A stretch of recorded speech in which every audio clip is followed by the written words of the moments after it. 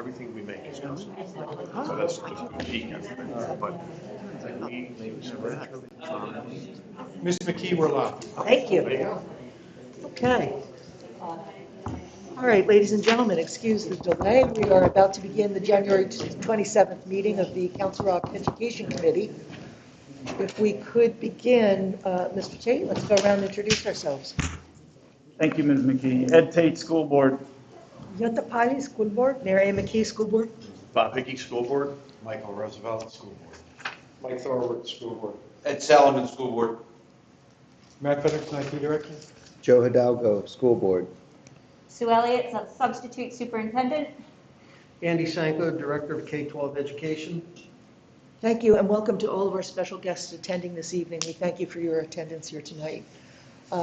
We have a pretty full agenda tonight. We're going to begin with Portrait of a Graduate. Dr. Elliott, I'd like to hand that off to you. Thank you. And the agenda items that we have for this evening, we have a few that are action items, and we do have one item that is just a board informational item this evening. That will be our last item this evening. So with respect to our Council Rock Portrait of a Graduate, we have some folks here presenting with us tonight, some members of our design team. So I want to introduce them, and I'm actually going to stand up, and then they can stand up as well when it's their turn to speak. So we're sharing some slides, so I'll kind of skip over here and stand. So of our design team tonight, we have Emily Hidalgo, who's a student at Council Rock South, who has served on our design team.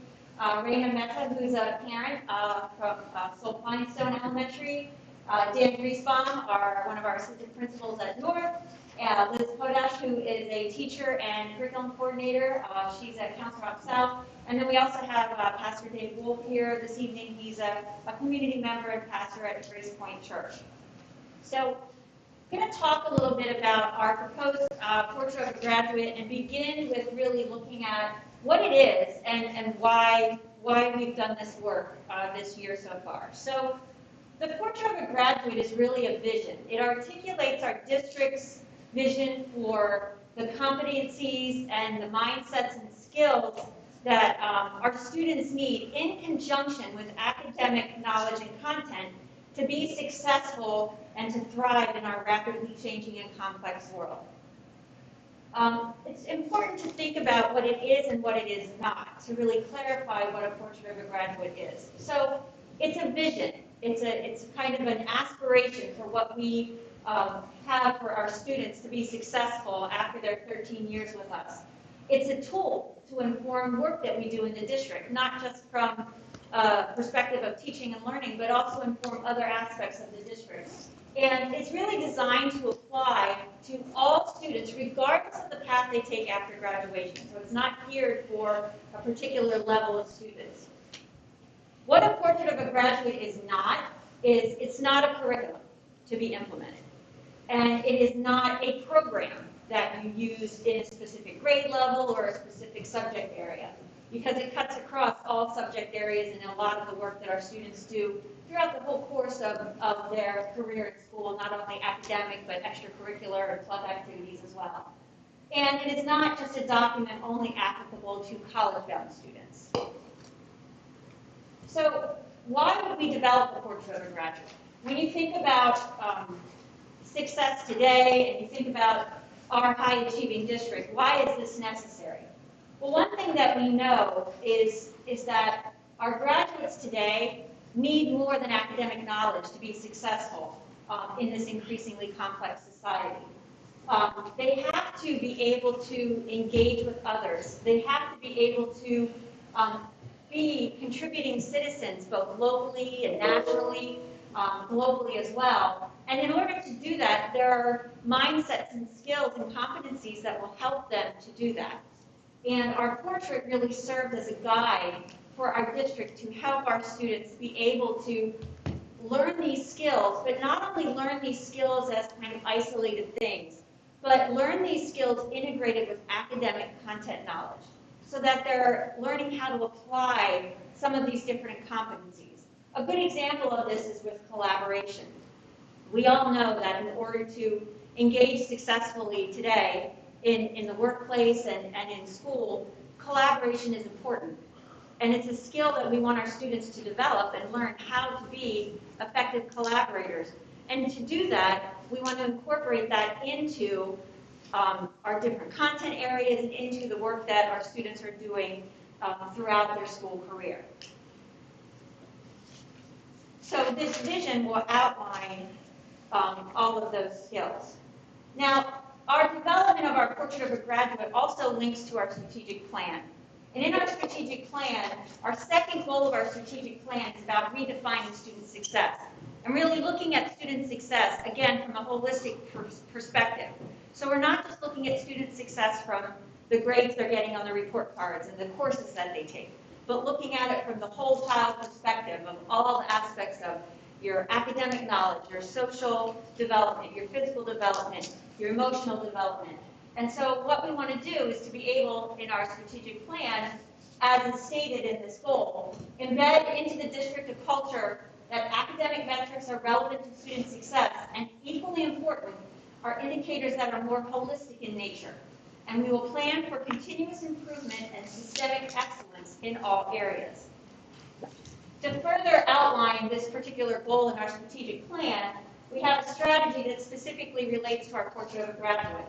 And that is to identify those academic and non-academic measures that are hallmarks of student success and serve as our guideposts. And that action step around identifying particularly those non-academic measures of student success is the development of the Portrait of a Graduate with both internal and external stakeholders.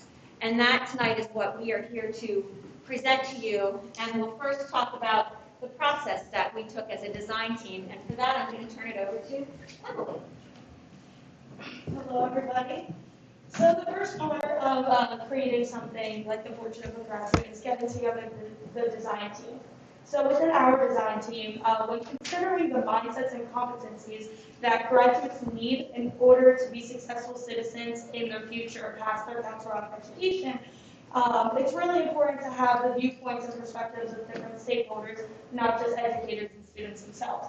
So within creating the design team, Dr. Elliott made a very representative group of many different stakeholders within our area. And our group this year, well, our group, consists of 4 students, 5 parents and grandparents, 1 higher education, 2 community members, 5 administrators, 2 curriculum coordinators, 5 teachers or counselors, and 2 board members. All right, so after getting together the design team, the first thing that we pretty much did was we got together in October, and within our first meeting, we pretty much brought all of our thoughts to the table, and we pretty much figured out what we were going to for our goal, what we wanted the Portrait of a Graduate to look like, what we wanted it all to be in the end. So Dr. Elliott provided us with some research in order to guide pretty much where we wanted this portrait to go. And some of the research was from the World Economics Forum, Forbes Human Resources Council, and the Partnership for the 21st Century Education. We will go a little bit more into those sources a little bit after my slides. But pretty much we took this research as well as the perspectives from all the people that were brought together in the group, and we laid down pretty much a ground for what we wanted to include in the Portrait of a Graduate, what we wanted to really portray, and what we wanted to come across this thing as a whole. Hi, everybody. So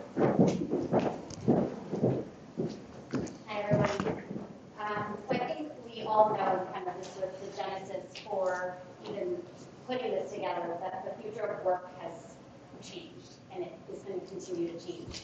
I just read a report that said 40% of jobs lost during the pandemic won't return. They'll be replaced by automation. These aren't just customer service, retail, or any other kind of lower skill jobs. They include doctors, tasks done by doctors, lawyers, people in the construction industry. Pretty much any professional or even high-skill labor jobs are being replaced. And AI and automation, they're continuing to improve. So the jobs of the future are evolving, and I would say, therefore, our education needs to evolve as well. The idea of jobs for life no longer exists. So we kind of need to balance our academic and technical skills with the skills that create lifelong learners. According to the World Economic Forum, U.S. business leaders have identified 15 high-demand skills. And I'm not going to read them all off. And then if you go to the next slide, it lists the top skills that current job recruiters are looking for in candidates. So just to name a few: critical thinking, creativity, leadership, emotional intelligence, flexibility. These skills will not only help our children become lifelong learners, but will also give them the tools to be leaders in our interconnected world. I want to read you a quote from the CEO of an AI company who I know who just wrote a blog. This is what he said. He said, "It takes time for organizations and individuals to accept that there is something new that can or will change the fundamental nature of work, that can or will improve the relationship between humans and machines, that will enable us humans to be more of what we are, thinking beings with an ability to understand and adopt new methods for success." So that's the data. And so I would encourage you to go through and look at what all those skills are, because that's what informed our portrait graduate. Thank you. All right. So after our first meeting, after putting together our perspectives and putting together the sources, the next couple meetings consisted of pretty much bringing that information together and creating what we actually wanted it to look like. If we wanted it to be a graphic with minimal words, or what we ended up with was more words with different subtopics. And so it took a lot of consideration and a lot of discussion, and I really value that within the process. There was a lot of really a lot of openness, and that was something like I would truly value being a part of that. So we came up with a couple different, I want to say, not portraits, but prototypes. That's it, prototypes. And then after creating one with the 5 subtopics with the graphic that we chose, we ended up sending it out to students, staff, and community members in order to get their feedback on what we saw fit for the portrait of a graduate. In our third meeting, after getting back all of the information and getting back all the feedback, whether it's constructive or positive, we actually spent an entire meeting going through every single piece of feedback. We separated it into different groups, and we went through who the feedback was from, and we were able to really take some good analysis within this. And we went in with very open minds to constructive criticism, and this was a very good meeting within coming out with what we knew that we needed to highlight within what we are presenting to you today, and what we need to take out with our perspective. Thank you. Good job. So, as Emily said, we looked at a lot of data from the stakeholder feedback, and Dan Kuspon's going to talk a little bit about the data that we collected from our survey. So, as Emily said, there were a lot of groups that were sent out to the public, and the questions were posed in terms of the items that were sent out.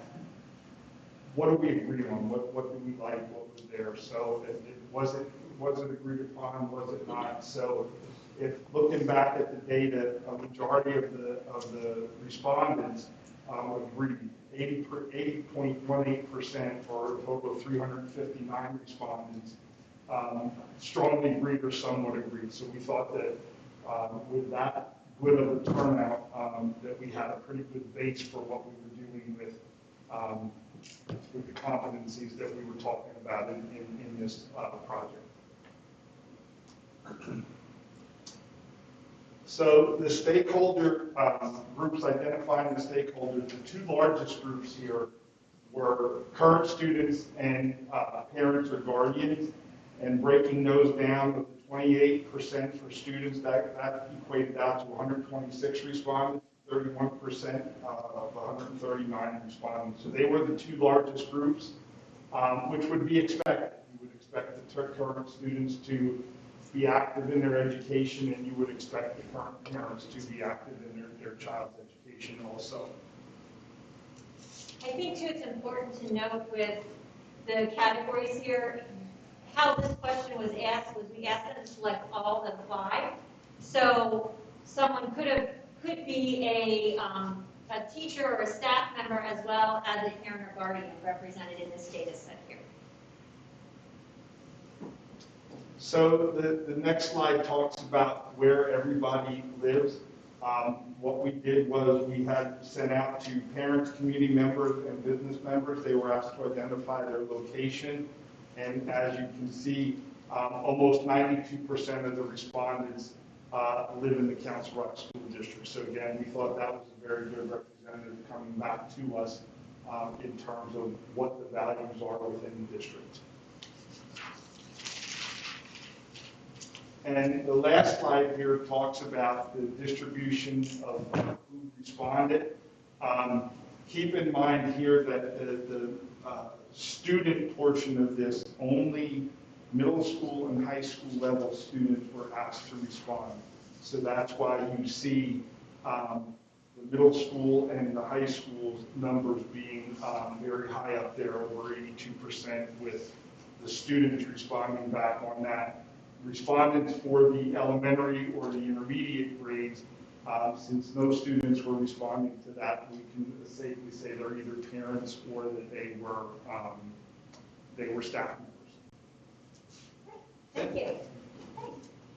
So based on the feedback data from our stakeholder groups, as Emily said, at our 3rd meeting, the team met together to really dig into that data. They looked at the quantitative data, they looked at all the qualitative data, and then they did some analysis of that to really look at what tweaks do we need to make to what we propose.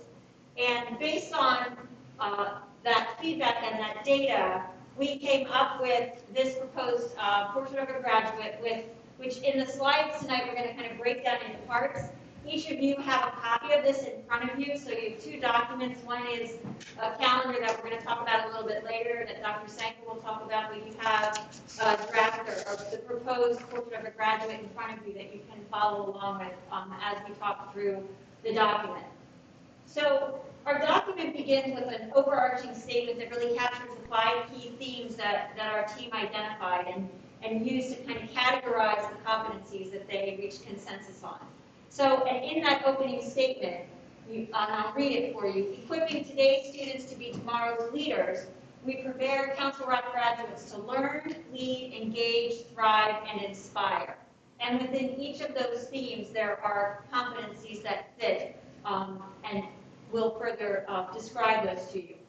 And then our portrait closes with a summary statement that really says, what we want our students to be able to do, and it's that we want our Council Rock graduates to be personally, socially, and globally responsible citizens in an evolving and interdependent world. And so, when they graduate after 13 years, we want them to have these skills in place that they continue to learn and grow and lead, but also are ready to be engaged citizens in our world. So these are the 5 themes, and you can see here with the 5 themes, here are some of the competencies that fit under each theme. So you'll see, and different members of our design team will kind of highlight some of these different competencies and what they mean, because there's some here that you might be like, what does this one mean? And so they'll highlight some of those. But when you look at these and you think back to the slides that come from the World Economic Forum and some of the research that we did around high demand skills, you see that those things appear here. Things about thinking critically, having a growth mindset, being able to communicate effectively. Those are all things that we noticed in the research that we did, that's what companies are looking for. That's what employers want in their workforce. And so those are the things that informed our portrait. So we're going to now target each of the different themes, and we'll start with David's going to talk about a few of those themes with you. So the first theme and our proposed portrait of a graduate is learn. And the key competencies in the learn theme is to think critically.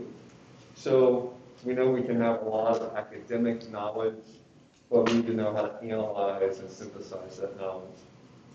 We want to be able to create and innovate. As we know, the world is changing incredibly fast. So we're not going to be able to just keep rehashing the old solutions that we've always used. We have to come up with new ones. Leverage academic knowledge. Academic knowledge is a baseline, and there's much more beyond that to learn. Pursue lifelong learning. We know that graduation from high school is really just the beginning. I mean, the most important thing we can learn in school is to learn how to learn. And then to be self-motivated. If you've ever managed an employee or raised a child, you know how important it is that people be self-motivated and not have to be externally motivated, aka teleprompts. So, our second theme of the proposed portrait of a graduate is to lead. So we know we can have a very high IQ, we can even have really great workplace skills, but if we have a low emotional intelligence, that can ruin a career. So all of these have to do with people skills. First of all, practicing empathy, seeing the world from another person's point of view. Collaborating, Dr. Elliott mentioned that earlier, just being able to work together to solve issues. And then possessing communication skills, listening well and expressing thoughts. The third theme of the proposed portrait of a graduate is engaged. And I just realized I've not been reading the statement up there. A graduate will utilize modern literacies to participate and act to solve challenges or improve situations, both environmentally and socially. So to initiate an act, it's not enough to have the right theories, we have to be able to put those into action. Utilize modern literacies. The one we talked about most is technology. Take environmental responsibility. We live in a country that has abundant resources, but we know that they're not endless resources, so we have to be responsible with those. And finally, to demonstrate social responsibility. So taking initiative to make the community and the world a better place.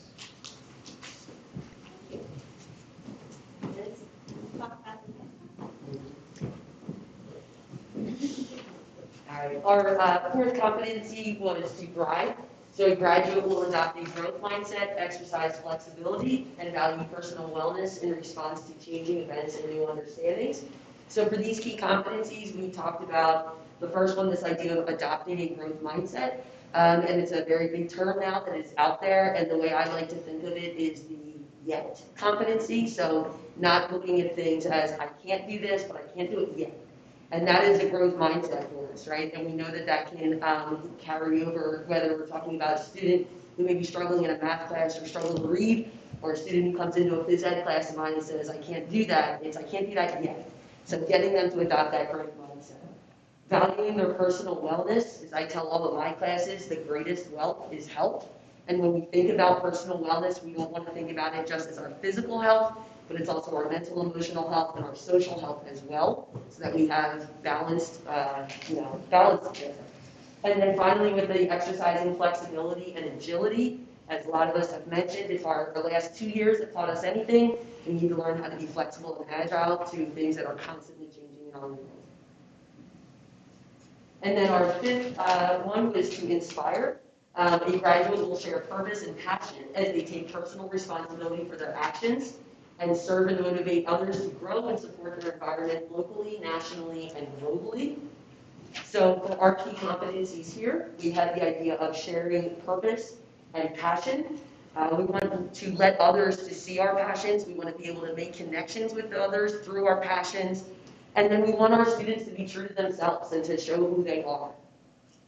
We want to embrace that coaching mindset. So if you think about a growth mindset as the not yet, how do we foster that in others? How do we get others to believe that so that we can, all get to that point? To take personal responsibility, we want our students to be accountable for their actions, for their decisions, for their words, and to hold themselves accountable to that. And then finally, we want them to be able to serve the community. We want our students to have pride in our community and to be able to give back to that community that raised them and to be able to contribute that to others. Thank you, Liz. And I want to thank every one of our design team members that took the time out tonight to come and share the work. It really, when Emily talked about how this group really engaged in conversations, there was a lot of rich dialogue and conversation in all of our meetings where every perspective, they listened to each other and tried to understand, the perspective of a student versus the perspective of a business person, or a perspective of someone who's in higher education, and how we look at all of that together. And the work truly, really did come from bringing the research and the data combined with that collective expertise and perspective to really represent what we as a Council Rock community believe is important for our graduates.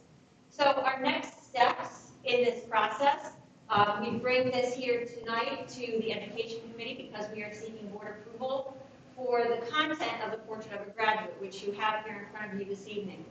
One of the things that came out of the work of the design team when we looked at the qualitative data and feedback from stakeholders was we wanted to really relook at the logo. We had drafted a design logo and presented that to the community for feedback.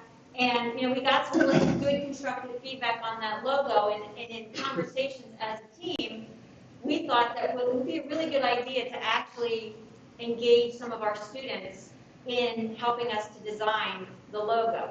So what our plan is, once this content is approved, then this content will be used as part of a design contest to engage those students that are interested in using this content to help us design what the kind of a graphic representation of this would be. And then, of course, we will bring that back to the board for approval once we have those and have one that we want to share with you.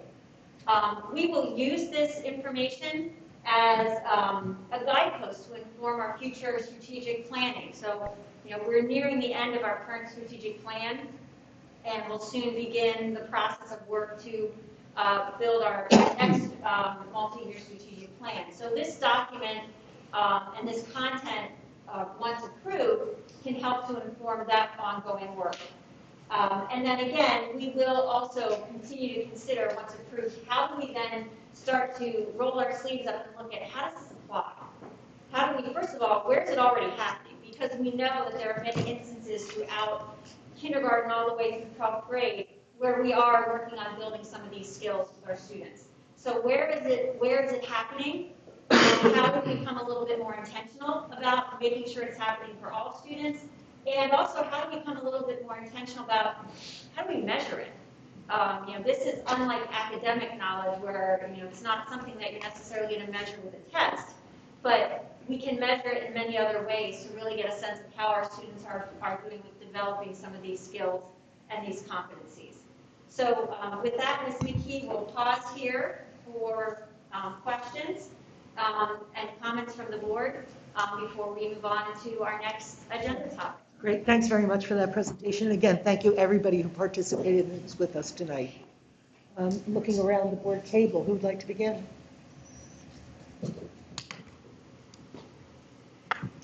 Mr. Hidalgo? Well, thank you, everybody. And thank you, everybody, for coming. It's wonderful things. I think this is happening all over the country, that the Portrait of the Graduates are coming. And so it's good work. It's a good exercise in trying to innovate for the future. I would just want to jump right to maybe the measuring part of it. And obviously, we're going to adopt a footprint here or a template. And from there, we're going to branch off and try to utilize these concepts and create the vision or, the skills for the skills needed. I would just want to know more myself about not every student's going to be a leader, not every student's going to be an innovator, not every student is going to be all 5 of these things. So we can provide those pathways, but I don't think we shouldn't make it to a point that a student is under pressure or pushed to go a direction that may not be natural for them because he caused more harm than good. I just put that out there. And something like, when I talk, so leadership in general, not everybody's going to be a born leader, and you can't teach something that is not natural to them. And some numbers, words that jump out at me is like environmental responsibility. What does that mean? Because some people may believe in this concept and not this one. And there's a lot of things about carbon taxing and global warming, and I'm not sure that we can take sides on some of these issues. So how do you keep that out of it, you know, and to keep the politics out? And I think I'll just stop there and let other people talk, but these are my things I want you guys to think about. There's plenty other hot words and concepts in here that I feel like I want to make sure we don't just, like to be honest with you, the equity, diversity, and inclusion statement that we made gave almost what should I say, in a way, gave poetic justice to go ahead out and to implement these things without maybe the board really understanding what we were giving grace to do. You know, I just want to make sure, and again, that's my opinion. Oh, no. Yeah, no problem. Thank you. I think it was natural that you go first. Oh, okay. I waited 10 seconds. I know, that was a marvelous presentation, thank you. Mr. Tate. Yeah, you touched on something, Mr. Hidalgo, that I noted, which I think this is a terrific strategic tool, and in a way, I think it is going to have an indirect impact on social and emotional health of students, which we're so concerned about, because I think one of the great values is it talks about all the other attributes that are important for students beyond just strictly classroom achievement, which of course is important to all of us in everything we do, but in valuing the well-rounded student, I think that might help address the social and emotional impact of stress for academic achievement.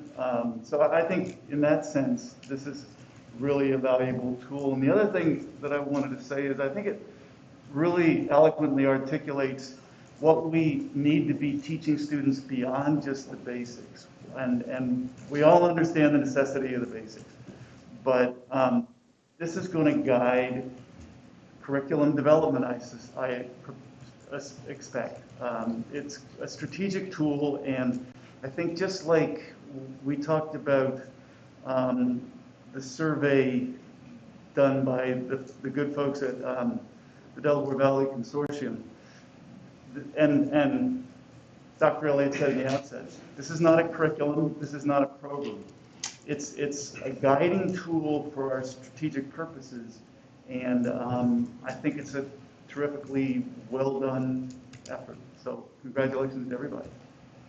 Thank you, Mr. Tate. Mr. Hickey? I guess maybe I'm just a little confused. I'm not really sure what we're actually approving. I mean, it's a great idea, and like you said, a lot of work was put into it. But I don't I guess I would like to see, would have liked to have seen a little more behind it. Like, what is the plan? What are some of the strategies that you plan on using? Like, we're not voting on a curriculum or what's going to be taught. I mean, like, where does this go from here? Like, me personally, I guess I would like to see more before I just say, well, I mean, it sounds really nice, but what's the meat behind it? Like what do we actually, as a board, why do you need our approval for this idea as opposed to the curriculum that would go behind it? That's just, I don't know if you can answer that or. Well, Mr. Hickey, this is, when you think about strategic planning, and this is a vision. This is like a vision statement or a mission statement that drives decisions that we make. So we're seeking board approval because this particular vision and this mission then will inform other decisions that we make. To your question about what this looks like, how it becomes something, that's where, the work that we'll do once approved is looking at, first of all, where are we already doing this? So what are the places, the courses that we're doing this, how are we helping kids to develop some of these skills? Helping them to develop the skills, their communication skills, helping them to understand what it means to, to think critically in different contexts. And we'll look at, if we believe that this is important for all students, then how do we make sure that all students are having the opportunity to learn this? To one of Mr. Hidalgo's points, when we think about LEAD, and the design team had conversations around that word. There are different ways to look at lead. And when we say lead doesn't mean I'm a born leader and I'm always in front and in charge. I can lead next to someone. I can be with a colleague or a peer in an activity, and I can practice leadership skills and practice leading through how I engage with just one other person. So there's different connotations of how some of these things are articulated so that it's designed not to look at one particular, we're not trying to graduate a student that looks only in this way, but how these skills become operationalized in many different contexts across many different types of work and career. What we'll do is, look at then in some of our courses, how do we build in activities that give students more opportunity to practice this? So what are some things that we might do in, say, a science class where we want to incorporate the ability to think critically and really look at different scenarios that we're learning relative to whether it's, something with biology or with chemistry. How do we look at the different scenarios and engage students in thinking critically and really understanding and not just accepting something that, okay, let's look at the research. What does the data say? Let's teach you how do you think about this in a more critical way and ask questions about the data. So we'll, incorporate that and teach kids how to do that. I think it's, when looking at the application of this and trying to help the board understand that it's a vision, it's not a program, it's not a curriculum. And it's a vision that helps us think about if this is what we believe is valuable for all of our graduates to have these skills to be successful, beyond high school. And I've talked to many, employers and some things that I've been able to participate in. And many of these skills that you're hearing here are the things I hear from people when they have trouble with employees. They're not dependable. They don't think for themselves. All these things, that's what's in this document. That's what we want our students to be successful. And so while it's not giving you lots of nitty-gritty details, we need to work on those, but in order to work on those, we need the vision first. And we start from the big picture, and then we'll work down into the details. Good, thanks. Mr. Roosevelt. I have a couple of questions that go around here, so please excuse a little bit of rambling here. It looks like this is a lot of work. It's clear that there was a lot of thought, there was a lot of discussion, and there's a lot of involvement. I look at this room, you guys are nearly corner to corner with involvement here, and I also know that there's several members around the table. So the first question that I wanted to know was, did you keep track of the number of hours that represent where we are at this point?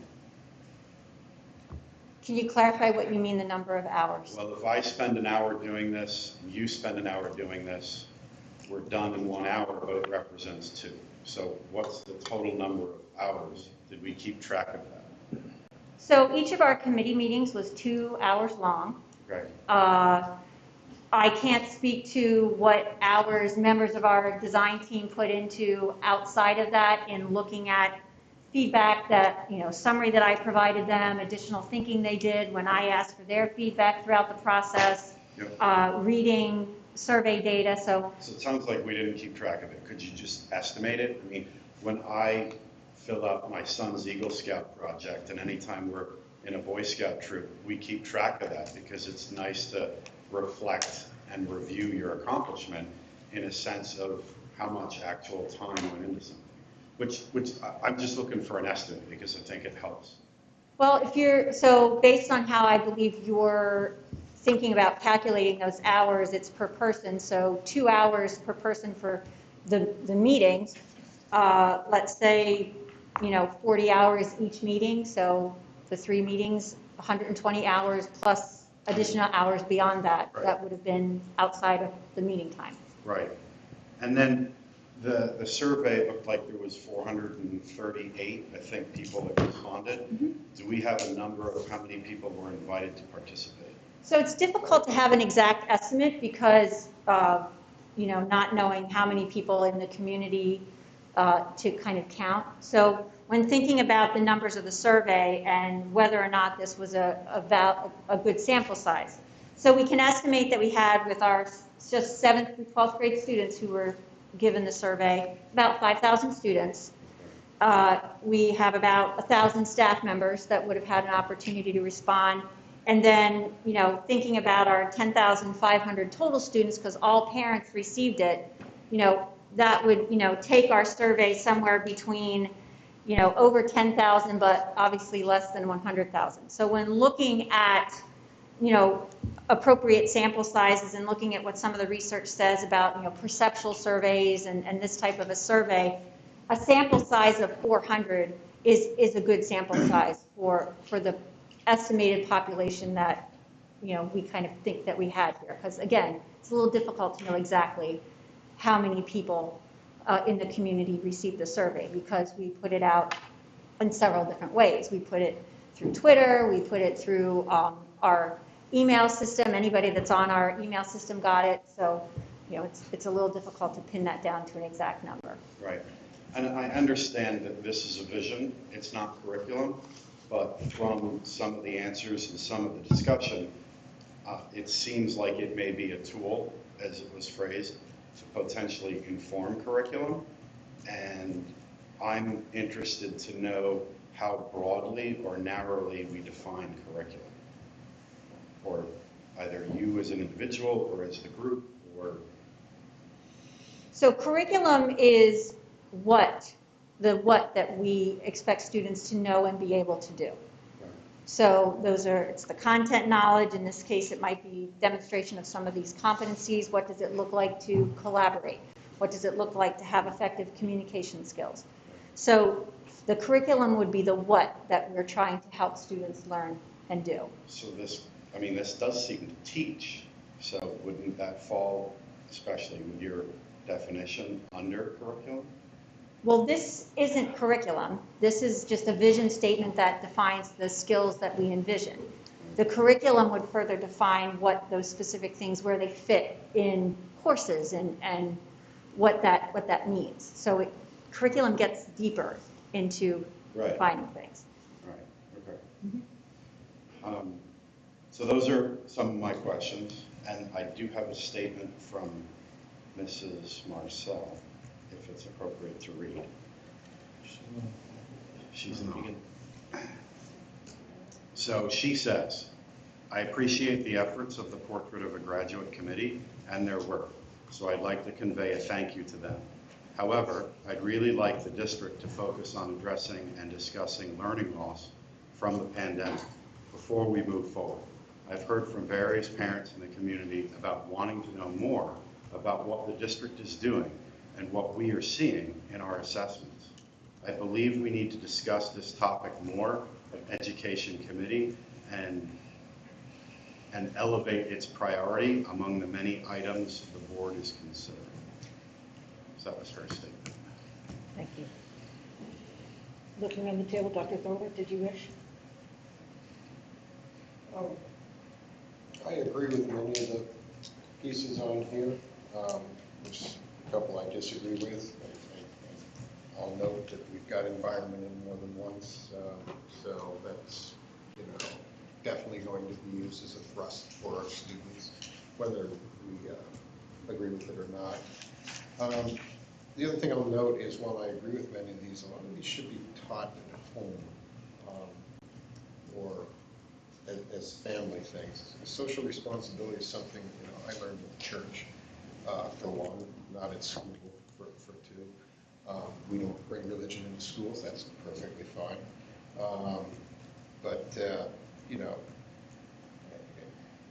social responsibility can be defined 16, 17, 37 different ways, and they don't all agree. And I'm sorry, they don't all agree.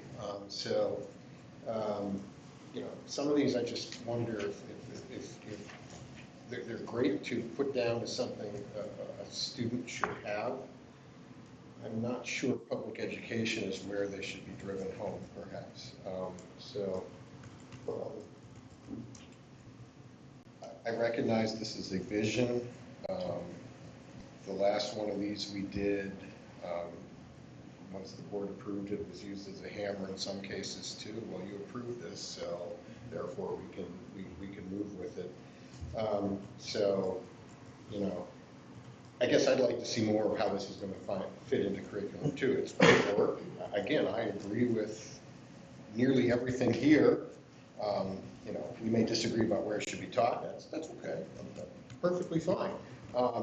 But I'd like to see how it creeps into curriculum proper. You know, some of the stuff I can see in high school classes that are electives, where you would delve into these things. Others, you know, I mean, I don't know how you put them into courses and then, you know, separate them back out from academics. It's going to, you know, require academics to conform to these in order to move forward, you know, so, you know, you can get away with that with collaboration. You can get away with that with communication. They're very useful tools to any up-and-coming adult in the world. You know, some of the other ones, flexibility and agility, I agree. I don't know how much of that we're going to get done in school versus in a home environment.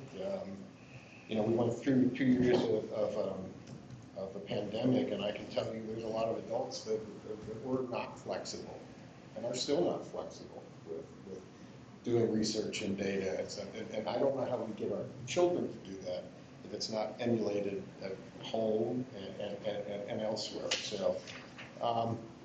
So again, a lot of great work. I'm disappointed survival skills weren't added to this because they were in the top 15. They were higher than some of these, and I think you know, that fits under flexibility and agility, and that, you know, the world's changing, and if you're going to survive in it, you know, it matters together. That's just me. That's okay. So, again, I'm of the mindset of Mr. Roosevelt. I'd like to see how this goes into curriculum moving forward. I'm not real sure why we need to vote on it either, unless we're changing the strategic plan. And if we are, I mean, I guess that's something the board can discuss. So.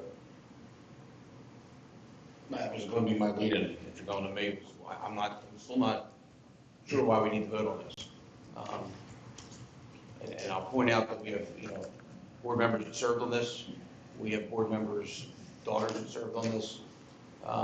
And if it's a voting thing, then obviously they have to abstain from voting. So I'm not clear why we have to vote on this. And I'd like to know why we did it now, why this wasn't introduced earlier with the strategic plan. And I kind of disagree that 439 people, who mostly got the survey right before the holidays, is a good number to work with. To me, it seems a little short. But I think the board really needs to discuss this further offline amongst ourselves, and asking some more key questions to the administration about this. But I'm just one of. Mr. Hidalgo. Thank you for coming back to me. I think I share most of the concerns that we have here and the appreciation that this is a great step and it's a tool that we can use, whether we you know, ratify it into some type of motion and again, used maybe in a way that we were not visioning it happening, gives me pause. So I think it can still be used, and this work is going to help drive curriculum, whether we vote on it or not. You guys can just come up with this yourself without board approval, and you come and approve the curriculum. Because one thing, like, if somebody struggles with one of these concepts, is it going to affect their grade? You know, is that where we measure it? Because if it goes down to the teacher and saying, well, if you have trouble with these skills that were built into the curriculum, and some people aren't built, is that going to affect one student because now they don't have this particular skill built in, even if you try to remediate or educate? So, you know, that's kind of my direct question would be, You know, what if somebody's struggling with this? Look down, now this isn't for the vision and us voting, but down the road, if a student, it's built into the curriculum and they are struggling with it, what are we going to do? And then one more question after that, just so you're, what do you do with someone who's, is it going to affect their grade if they're struggling with it? Will the teacher say, well, you're having a hard time with this skill set, so you're going to actually get a B, not an A because of it? Well, I think, Mr. Hidalgo, to your question, you know, just like we currently are doing with all of our students, you know, speaking to, you know, Ms. Marcel's statement about what are we doing about learning loss. I mean, we have been from day one looking at where our kids are and meeting their needs based on where they are coming to us throughout this entire pandemic. You know, once we started last school year, we were trying to understand what do kids need, where are the gaps. We've done a lot of work with, you know, looking at the standards that students should have mastered in the prior year. What are they missing? What are they not as strong in, or what didn't we get to because of the closure of school in March of 2020, and have incorporated that into our curriculum. We know that, you know, we have students who have need acceleration in their learning. They have some gaps because of having, you know, less opportunities to learn, and we're continuing to provide support for that based on where they are using our assessments. So when it comes to some of these competencies, what our teachers will do is they will help students build these competencies, you know, and I think taking it immediately to the reduction of a letter grade is becoming a bit too granular in thinking about how this is going to translate. You know, in helping students understand how to apply some of these competencies, it's going to be part of things that they do, but it's not going to be that, oh, because you didn't demonstrate enough how to lead, instead of getting an A, you're going to get a B. Okay. It's all about building their skill sets and their abilities so that when they graduate, they're, you know, able to possess these skills. And obviously, these are skills that even after they graduate, they're going to continue to develop. This isn't something that once they graduate, they're masters of all of these competencies. I mean, all of us as adults continue to learn and evolve and develop these skill sets. So we want to get them on the right path to be able to continue to build that. Okay, and I appreciate that, because I was just going to say two more things. Because we said we were going to measure this somehow, so I was just wondering if we're measuring it, if it affects grades. But the other question, this goes right down to taking responsibility. I think Dr. Thor mentioned it. You know, we said students will take accountability for their actions. How is that going to, aren't students already supposed to take accountability for their actions? Yeah, and I know Mrs. Pally wants to speak, but if you don't mind me interjecting. And yes, I'm raising my hand. I participated on this committee. I just want to say, first of all, as I viewed the work of this committee and the thought behind it, I saw this as very aspirational for our students. You know, what do we want and hope for them? Right? And seeing it as aspirational, seeing it as a vision, seeing it as a mission statement, and giving us sort of a framework and ideally a vision that we can all support and agree with in our hopes and desires for our graduates. In terms of the curriculum piece, and I'll go back to, as I often say to you colleagues, my former life as a classroom teacher. I don't see this as necessarily a curriculum or necessarily a strand in the Pennsylvania state standards. I see so much of this as what we do every day in the classroom as just education. And you're right, Dr. Thorward, parents are the primary educators for their children. And this education happens daily within families. It happens daily within classroom communities too. Because within those classroom communities, we develop with our students empathy. We help our students develop personal responsibility. We help them to become more flexible, caring about themselves, their classmates, their environment.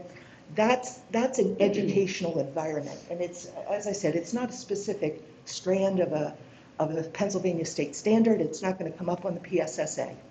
but it's something that we value and we hope for with our children, and we educate them toward that every day, every opportunity. We talk about those teachable moments.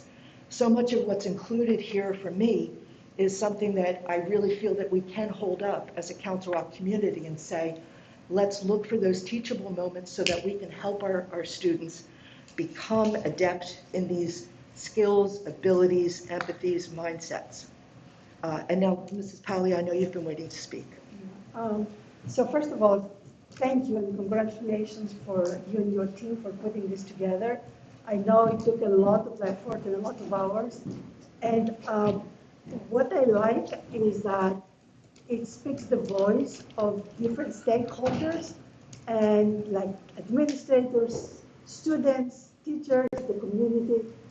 And so this is a vision. This is a mission statement. No, it is a vision. So think of it as if you are in the corporation, you have to have a statement like that. This sets the stage for where you're going. So, and then if we want to prepare the students for the future, I mean, they have to be ready for things that we haven't even thought about yet. So this is a skill set, and I like it because it's not only being very strong academically, these are like life skills that, and so you live. It doesn't mean that you're a leader of a big corporation. You're a leader of your life because you have all the skills and you have the responsibility, the empathy, and so on. So at the same time, creating something for the students when they go out in the world to be able to truly compete and live, I think they need a lot of this, like critical thinking, be able to work in teams, collaborate, listen, have the empathy, forward thinking. I think this is not specific once this is set, and then it is more like a guideline. And then, for example, I mean, one way to think about it, maybe they start from like elementary school to work in teams. Like when you go to graduate school, or sometimes in college, you have to be working well in teams with others and do work. Maybe they can start earlier, so they, from like young age, they learn to do some of these skills. So I don't think of it as restrictive. I think of it as general and expansive. And coming from the community, I appreciated all of the effort that went into it. Thank you. Mr. Salmon? Yeah, just a quick comment. I'm not discounting the work that's done on this. And Dr. Elliott, you were asked and tasked to do something and you delivered it. The work, the hours went into this. I've served on committees. People came out of their house, missed dinners, put a lot of work into this. My question is if the board vote is needed on it, has nothing done, they're got to work. So I don't want that lost. And I wanted to publicly thank the people involved because it's a lot of work to sign up for any committee. Thank you. And Mr. Stone? Thank you. I'm going back to this last question just real quick, just so I can get an example of what taking personal responsibility for actions and their emotions. I just want an example of what that means. Take personal responsibility for their actions and emotions, and what does that look like? Just an example would be great. So I think, one probably very fitting example right now would be when we look at social media. Taking responsibility for what you post on social media. Like understanding that what I put on Facebook or Instagram or whatever social media platform I'm using has an impact on other people. And also has an impact on my digital footprint because it could impact how a potential employer looks at me and whether or not they want to employ me because of what they've seen in my social media posts.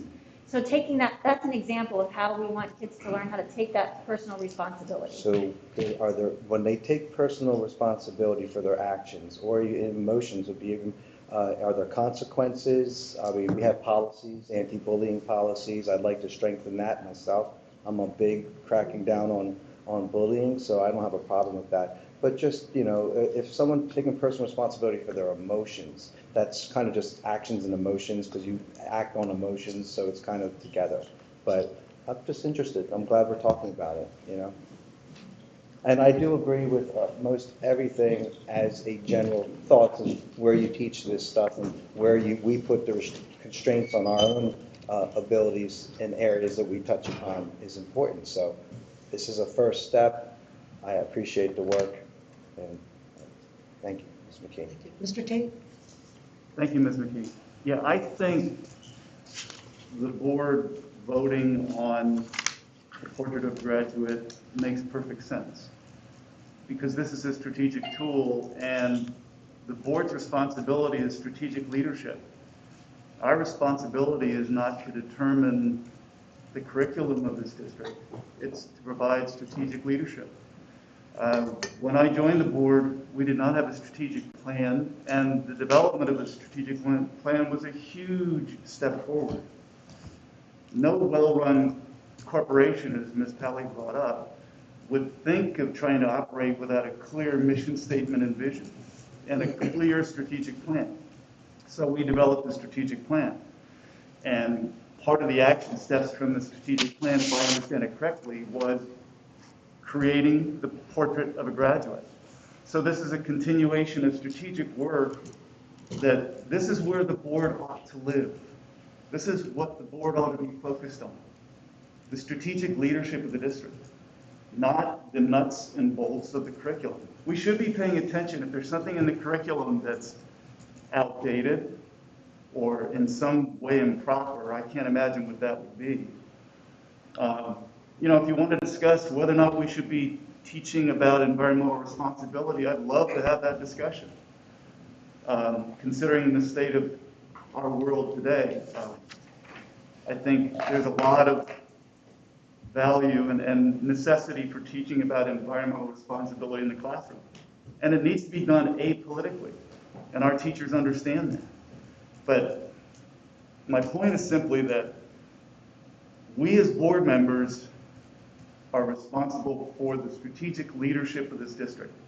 And this is a strategic tool, and we should be discussing it, and we should vote on it. And I think it's a very valuable step forward, and I'm thrilled that we're doing it. Thank you. Thank you. Coming back to other board colleagues. Any other discussion, comments? Discussion about the need to vote on this, objections to voting on it? Mr. Salomon, you had said you might prefer to have a conversation offline about this.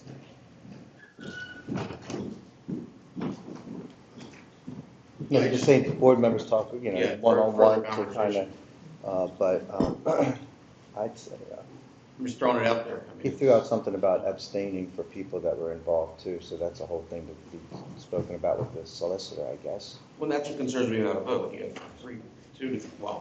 I served in the committee for one meeting. Well, and if I may, Mr. Solomon, you know, our strategic plan, which was voted and approved by the board, there were board members who served on the strategic planning committee, and those board members voted to approve that strategic plan. So I don't think we're in territory here, and again, we can check with Mr. Cox, but I don't believe we're in territory here where anybody who participated in this or had a daughter who participated in this has to abstain from voting for it. But again, I definitely check that with Mr. Cox. Another just quick statement, responding to Mr. Tate here, who says that this is where, I thought your comments were wonderful. If this is where our board exists to discuss this, I think, doesn't it deserve more discussion? Does it have to be resolved tonight? This is the first time, the first hour that we're getting to discuss this. If this is so important and the board lives here, doesn't it deserve further conversation? If I may, that was going to be my question. We had a discussion tonight, and if I'm reading it right, the plan was in 7 days to vote on it. Yes, so I'm aware of it. Yeah. So I'm hearing from 4 or 5 board members that you would prefer more time with this. Is that correct? I mean, I agree with Mr. Tate. This is what we should be discussing, strategic visions and results of strategic visions. I would expand on it. I think that we can discuss other things as well, but I definitely take the point. And this is our first opportunity to hear and review. And if this is important, we should, I don't know why we're being pushed to vote on it out of committee now and to put it in front if this is where we deliberate and discuss. I think it is important. And I think that the board and the community might need to weigh in and understand. And I'm appreciative of everybody's view here. And I wouldn't want to exclude somebody from participating. I just have one more suggestion that maybe if as we move forward and I continue maybe at future meetings, that how would we integrate this or apply this to learning loss, as Ms. Marcel was talking about, so we can kind of kill 2 birds with 1 stone. Just an idea. While we are gathered, and this is an agenda item for tonight, are there any further questions or comments or deliberation that we can enact tonight that will help us with this? Dr. Grover? If I may, I don't want to diminish the work that was put into this, but the comments I'm hearing now, this is the first time the board as a whole, I mean, we've got material. I don't want to diminish that, but we only talk about this in a group like this, so this is the first time. We all weighed in some opinions. There's a whole lot of the public that isn't going to even hear this meeting because it's not on TV. It's just YouTube. After it's a live, it might be live. It's not on TV yet, that didn't work. We're working on it. I think maybe in a week we make some kind of announcement and get it in front of more of the public. Because I'm a big fan of parents being involved with this and bring the loudspeaker out and show it to more parents. I can promise you 80% of the parents maybe haven't heard anything about this yet, at all, because they're not paying attention. And let's bring it to a bigger soapbox and maybe get some more people to pay attention. We can only do so much, but we can do more than this meeting in terms of advertising. So maybe at the board meeting, as a board discussion, if the board is just a, we don't have to have Q&A, we don't, just a presentation. This is out here, public, comments, questions, and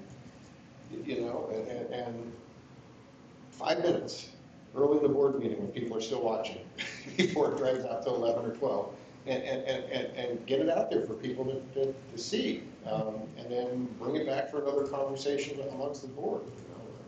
Let our community see this, is all. I don't know that anybody's going to have any problems with it, but I'm wrestling with first public presentation, vote.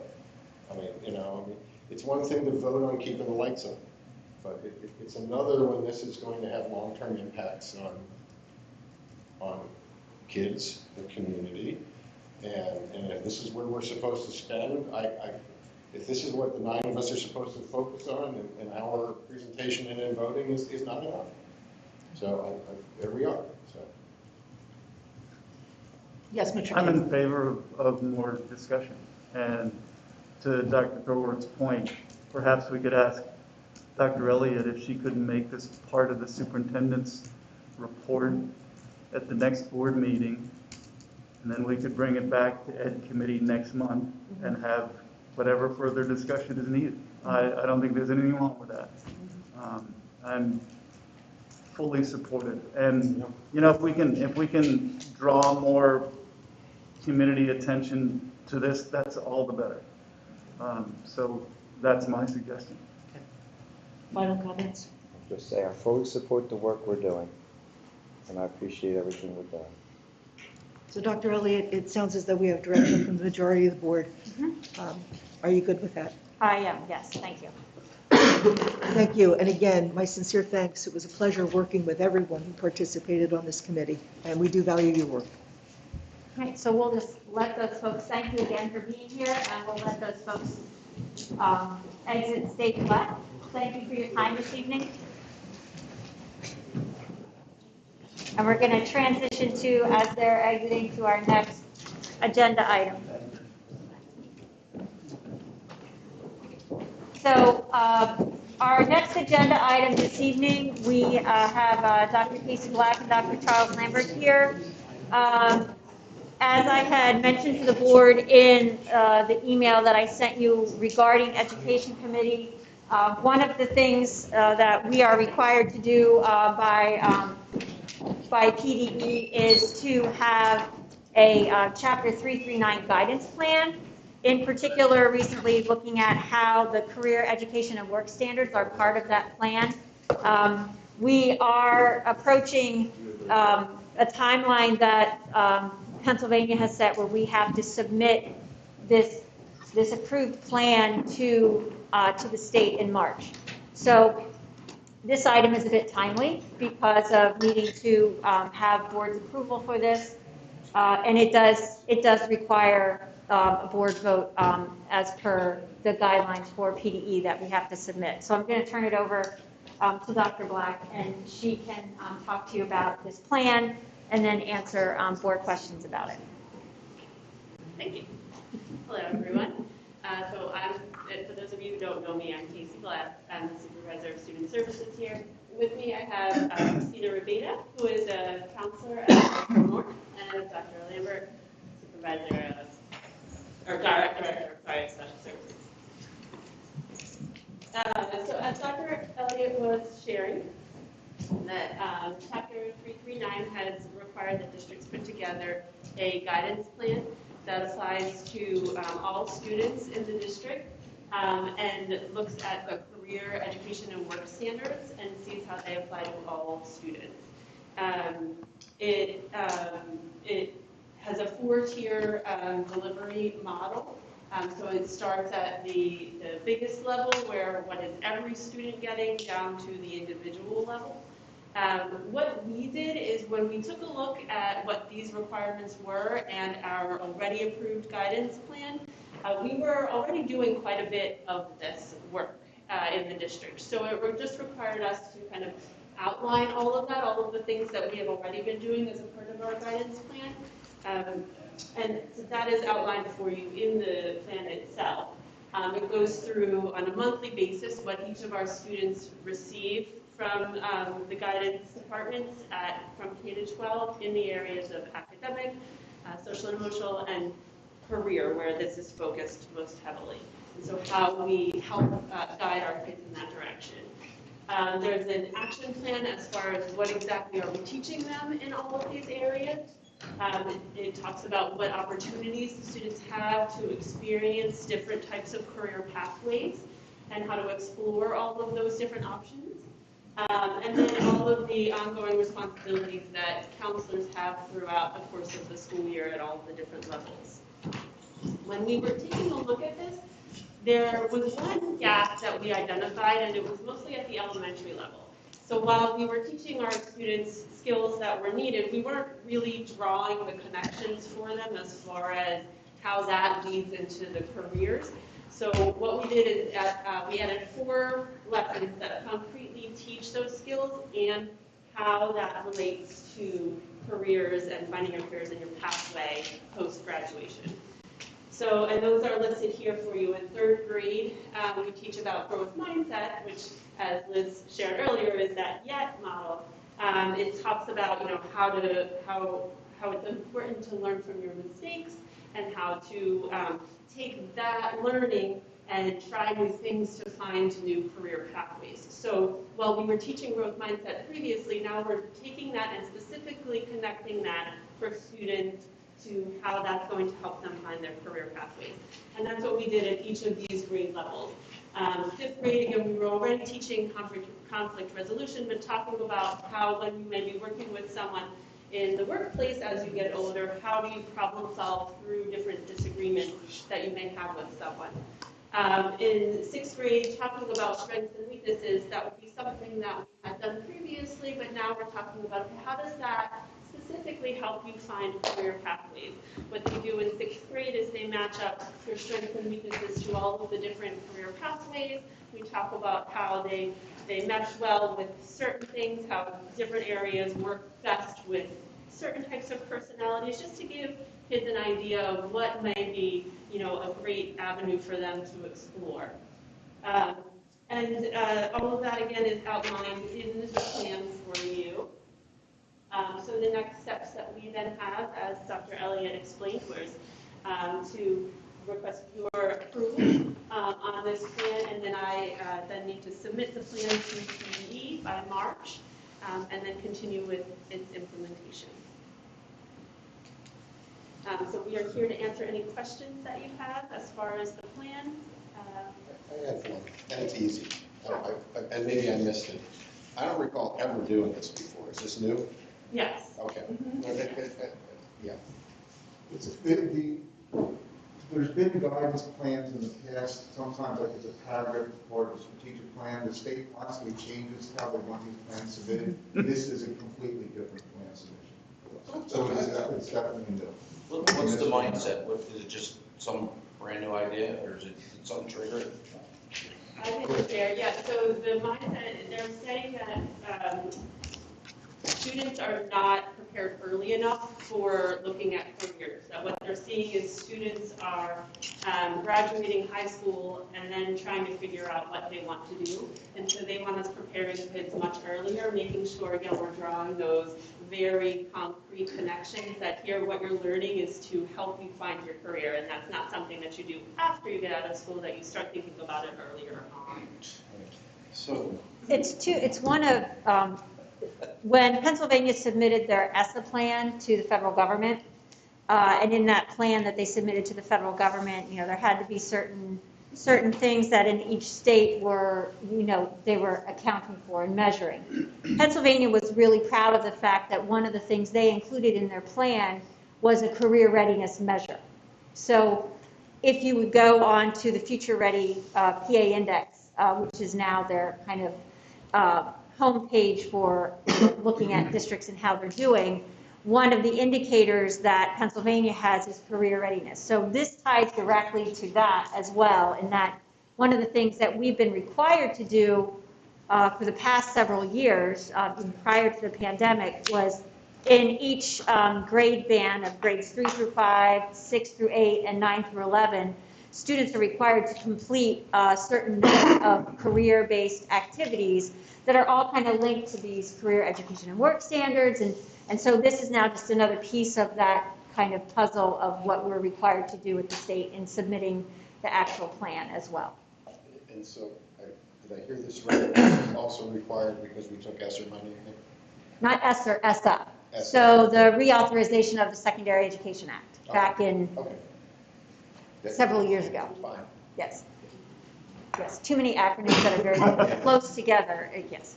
which I think kind of dovetails with my comment of if we're required, how can this also be new? But I think that addresses it, the ESSA. And so that was a couple of years ago. Yes. And what sort of funding did we accept? Was this funding or? No, this was not funding.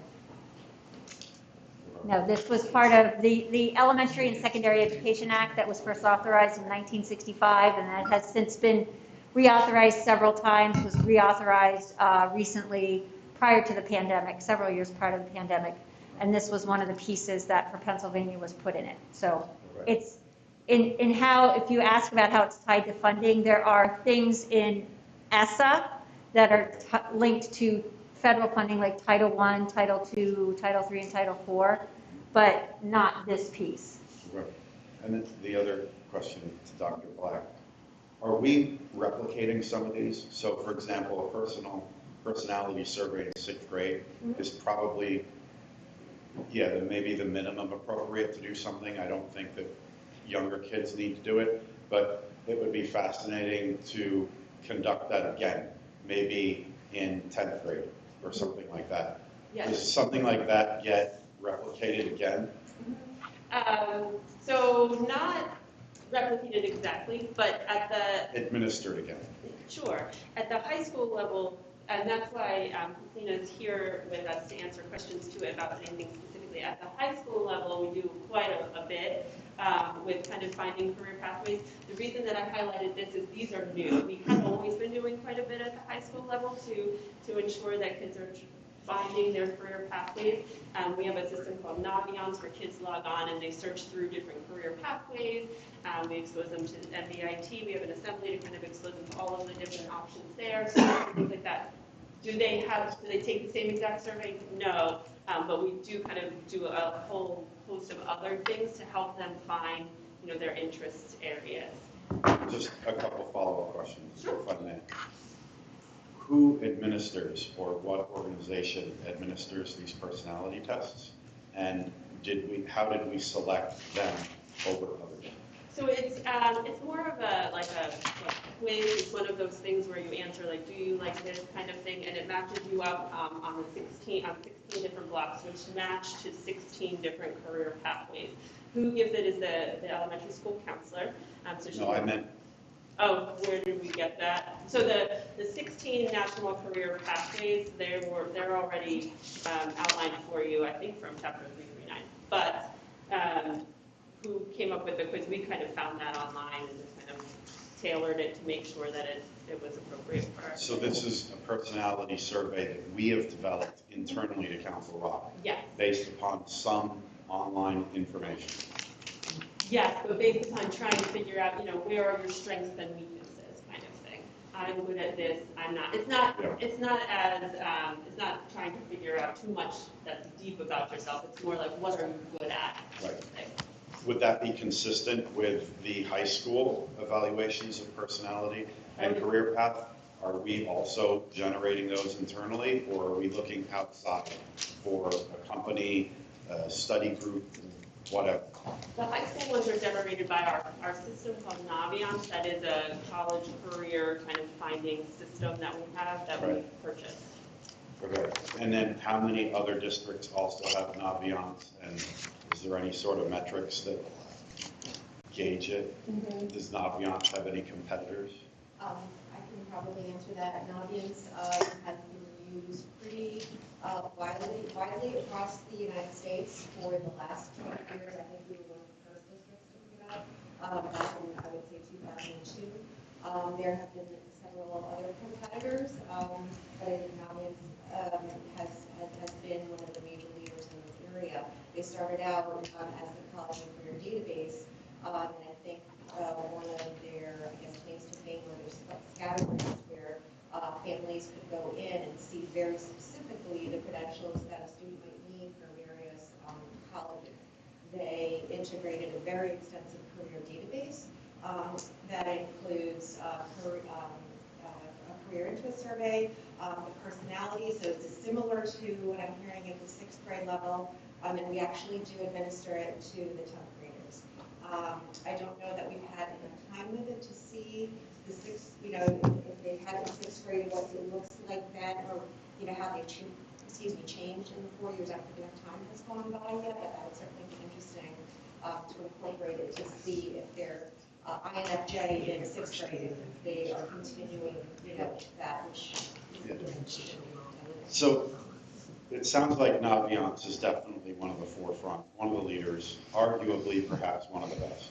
So I'm glad we're using one of the best. If that's the case, why wouldn't we use it for the 6th grade as well? So we can purchase it for younger grade levels, but Naviance itself, the system, but there's a cost to that, and we have talked about that in the past. Okay.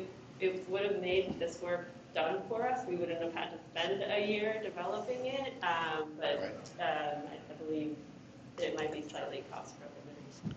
So it sounds like perhaps, I'm going on a limb, that we used our experience and our knowledge of Naviance, a little bit from the internet, to generate the 6th grade one to save money, right?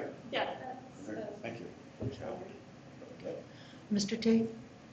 I was just going to ask if this exercise was beneficial despite being mandated by the state.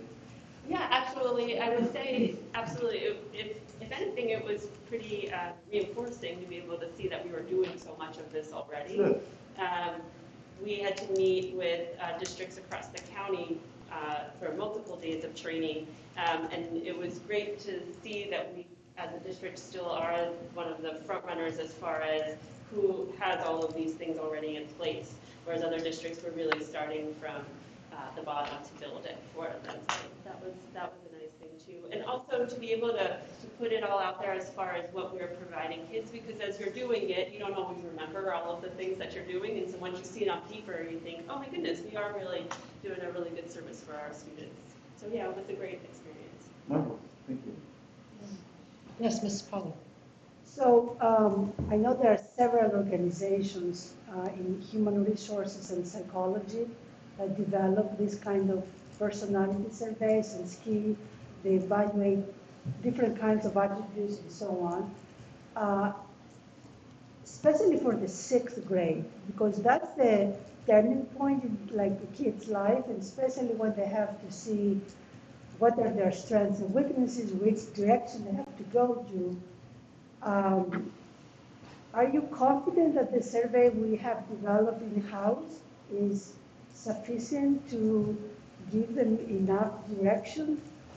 So the purpose is not to give them direction, it's just more to kind of help them start looking for their own strengths and weaknesses. The idea of the lesson, it's a really good question, because I don't want to place too much emphasis on this survey. The survey isn't supposed to be, here's what you are and now go find your career. It's supposed to be, let's start thinking about how everybody has strengths and weaknesses. What could be some of yours? Let's start thinking about that. When you start thinking about career paths, you want to kind of mesh that with your strengths, and that's what we do. Here, if you think these are some of your strengths, then here are some careers. But there is a huge, I know the lesson plan, and it's in capital letters at the bottom to enforce that every student's strengths can fit any of the career pathways. So the message is, no matter where your strengths are, you can make them fit all of the different career pathways, but it's something to consider as you're kind of going along. And they have a chance down the road as they get older to actually do Take it the more. you know, are you an introvert, extrovert? That would be more of the 10th grade survey, yes. Thank you. Anything else? Mr. Hidalgo, you look as though you have a question. No, just smiling, but That's allowed. I'll just ask, how often do we submit this to the state? Is this just a one-time thing, or we have to continue to do? Yes. Okay, No. thank you. Great, so I know we're looking for board action on this. Yes, so I guess finding out if we can put this on consent agenda or if the board wants it to be. I'm seeing lots of things. We support this for consent agenda. Yeah, I love this type of stuff, so that's cool. And I'm also fascinated because I know people change. So that's kind of where I'm coming from when we administer this. I like to hear that it doesn't sort of pigeonhole somebody. I like to hear that I'm fascinated. Can we get copies of some of these? Yeah, absolutely. These surveys? That would be great. Yeah.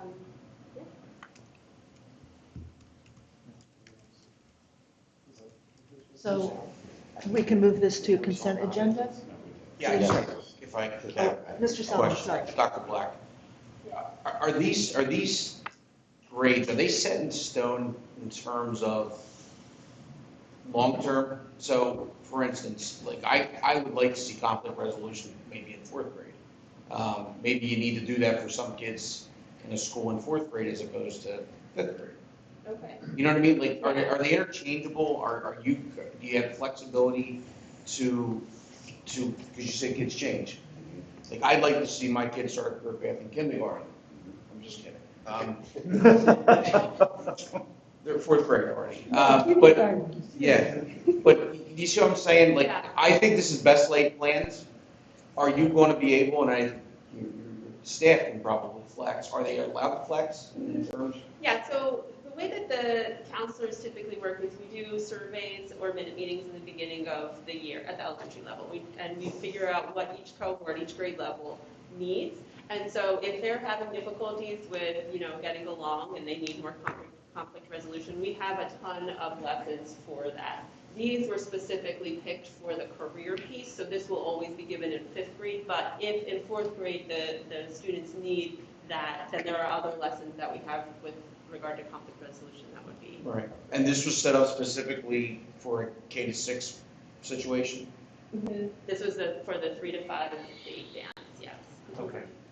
So every school that's taking the funds has to do this, regardless of how they're. I don't think there are. This isn't related to funds. No, that's I'm talking about. I'm sorry. Well, So every school. every state that takes, so Pennsylvania's ESSA plan, Right.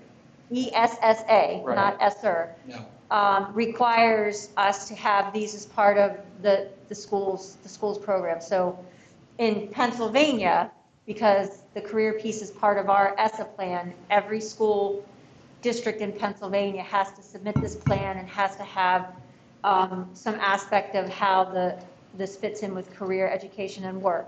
Now, it doesn't mean they're all doing it in the same grade No, levels right. at the same, but That- they're all that's where I'm applying at. it relative to their. And every school's made up differently. Some are K to Yes. 8, Mhm. K to 6. Right. Yeah. Okay. Yeah. More of a clarification. I would like to see conflict resolution throughout. I think Yeah, kids absolutely. in our school, I think people in general in our community need this desperately. And unfortunately, what they learn from social media and what they learn from reality television is to have conflict and not resolve it. And I think that there have been differences on how schools resolve this. I can reflect on one teacher believing that, or one principal or one administrator, let's, I guess not make it too obvious or point things, where they would have a conflict between two students and this would get written up and get sent home to the parents, and then the parents say, what is this? The kid says, I don't know, but you got to sign it. And or they're sitting around waiting for an investigation to resolve a conflict that never really provides any backdrop. I would argue that's not conflict resolution, that's problematic. I recall having problems when I was younger, and a teacher, principal, a gym teacher would grab us both. Maybe we go to a principal's office, you sit down, you talk about it, you work it out immediately at that point, because time, you ask a kid to some degree what I just talked about 15 minutes ago, and sometimes they don't know. Sometimes they're not able to necessarily articulate it. They know it, but they can't articulate it. So dealing with stuff as it happens is important. And so conflict resolution, I'd love to see that expanded throughout our education system. Yeah. Yeah. Oh, I mean, it's everything. But this, your survey only, sorry, but this only relates to careers. Right. So it's separate. I mean, you have conflict resolution. I mean, that's, and if you have two kids fighting or not getting along, that's totally different from this piece. And probably different agenda. Right. Than this. Right. Thank you for that. I just wanted to take a moment to acknowledge Mrs. Marcel. I believe we have you on the line now. Can you hear me? I can, yes. Thank you very much. Thank you. And just for your information, Mrs. Marcel, Mr. Roosevelt did share your statement with us as we discussed Portrait of a Graduate. So thank you for your contribution. So again, Thank you, Ms. Keith. I'm looking around. Are we okay moving this to consent agenda? Yes. Yes. Thank you. And thank you, Dr. Black. Thank you. Thank you.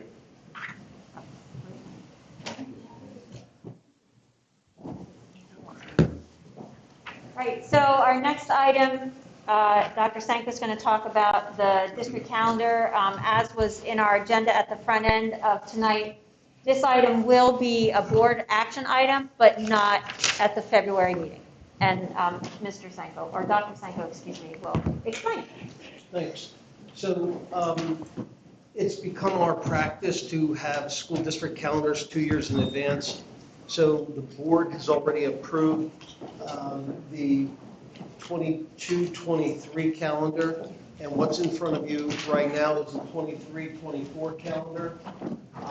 As we always do, after this meeting tonight, calendar at crsd.org will be open for feedback from the community regarding the calendar.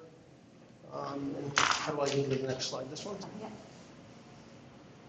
That is a little bit hard for you to see, so we provided you with a paper copy in front of you. And a couple of things I want to point out for you and for the community at home.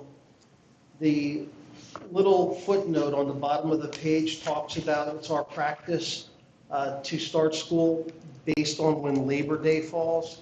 And so based on Labor Day for the 23-24 school year, the school year for students would begin in September. So there would be no student days in August, which has a direct effect on the end date at the end of the year in June.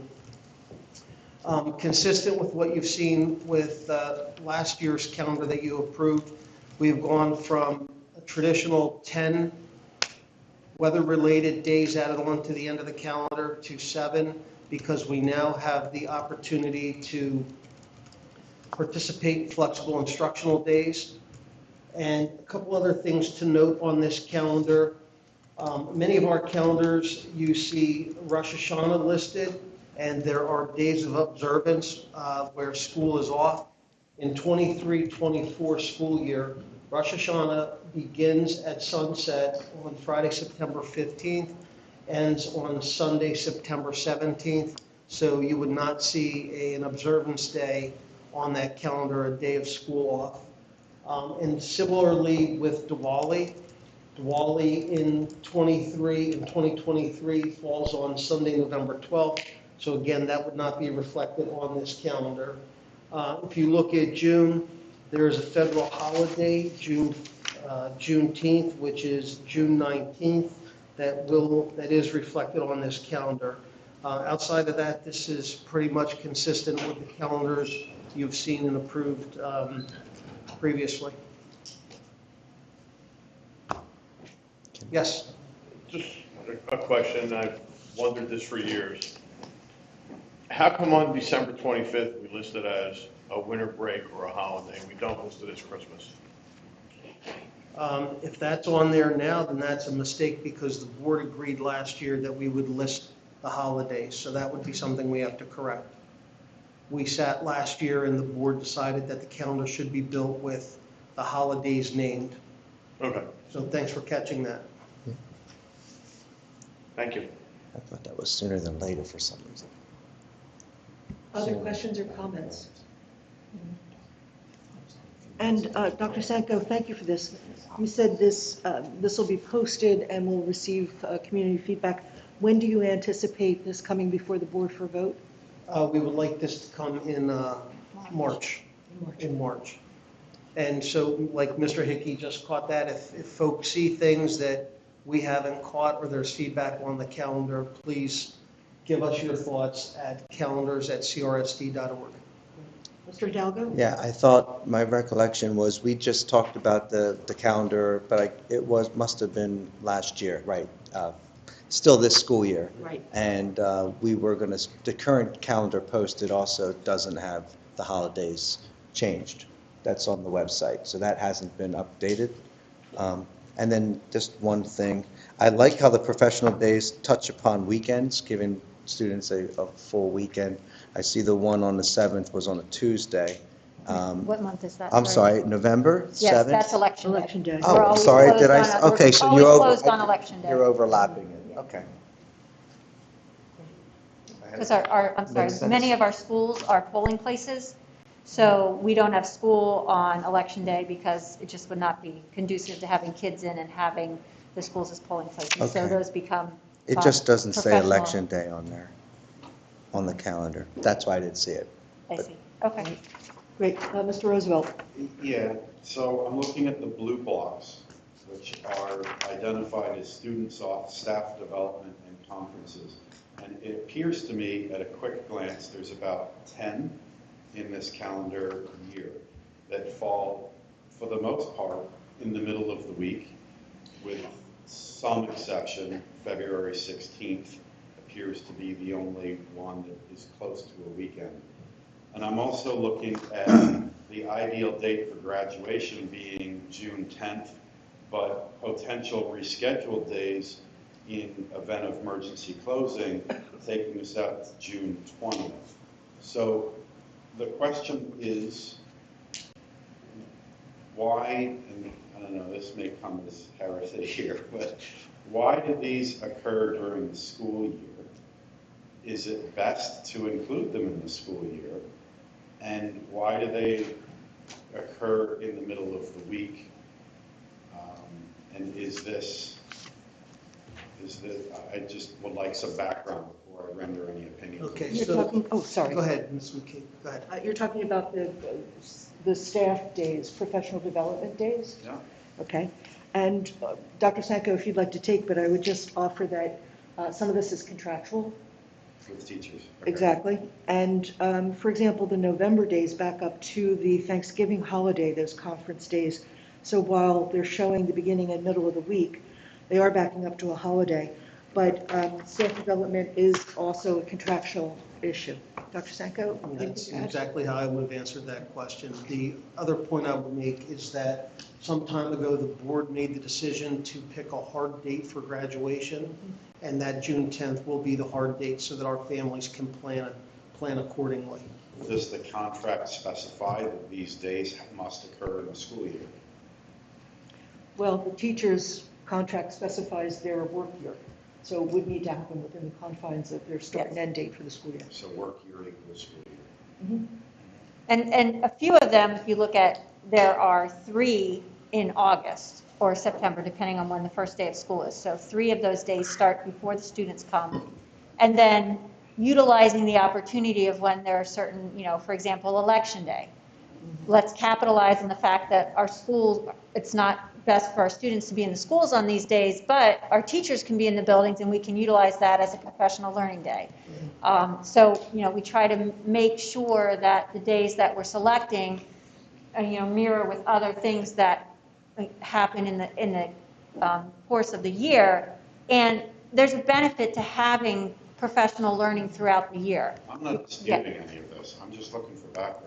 Yeah. Like I said before, I render opinion. Yeah, and if I could just add to when you were, Mr. Roosevelt, when you counted the blue boxes, if you look in August, there are 6. Yes. And so there are 3 that Dr. Elliott just talked about that are contractual. Right. There are 3 others for new hires that are voluntary. Okay. Yeah.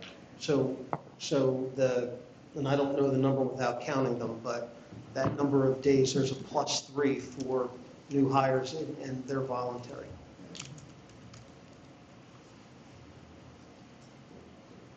Any other questions? Does that help? That helps a lot, and I think that this probably also helps community members to understand where things come from.